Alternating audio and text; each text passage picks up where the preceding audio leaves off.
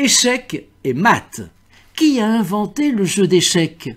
Bien que les Grecs, les Chinois et les Arabes en aient revendiqué la gloire, il semble finalement que ce jeu soit d'origine indienne. Le sanskrit, en tout cas, le désigne sous le nom de Shatrangi, le jeu du chèque, le jeu du roi. On en attribue l'invention à un brahman, c'est-à-dire quelqu'un qui fait partie de la caste sacerdotale, un prêtre en d'autres termes, et qui vivait au 5e siècle de notre ère.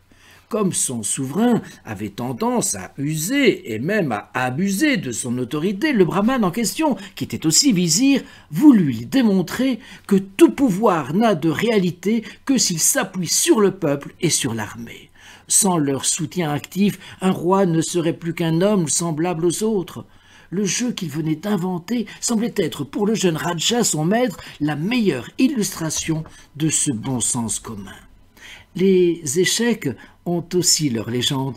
Je vous avouerai, si vous me permettez, ce petit épanchement qu'étant adolescent, un de mes cousins m'a parlé de cette histoire, qui a eu pour conséquence de me plonger durant des années dans des abîmes et des abysses d'interrogation.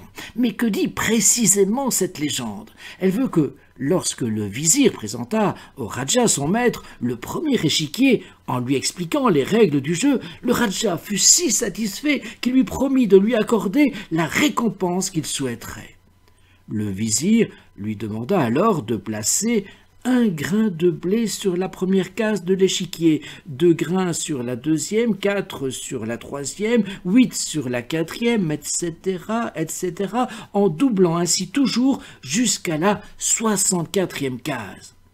Le souverain sourit devant la modestie de cette demande, qui lui semblait assez misérable. Pourtant, quand il demanda à ses scribes de réaliser le calcul, il ne sourit plus. En effet, lorsqu'il eut calculé la quantité de grains de blé qui serait nécessaire pour obéir à l'ordre du Raja, le scribe vint en avertir son maître. Il n'y avait pas assez de grains dans ses greniers.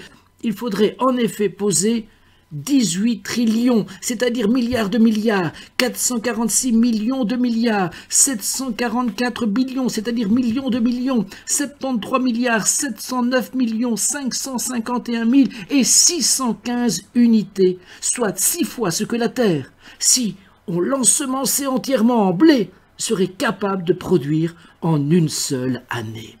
Si l'on dit par ailleurs qu'un mètre cube de blé contient environ 15 millions de grains, on obtient un silo, accrochez-vous bien, qui fait 10 mètres de large, 4 mètres de haut et 30 millions de kilomètres de long.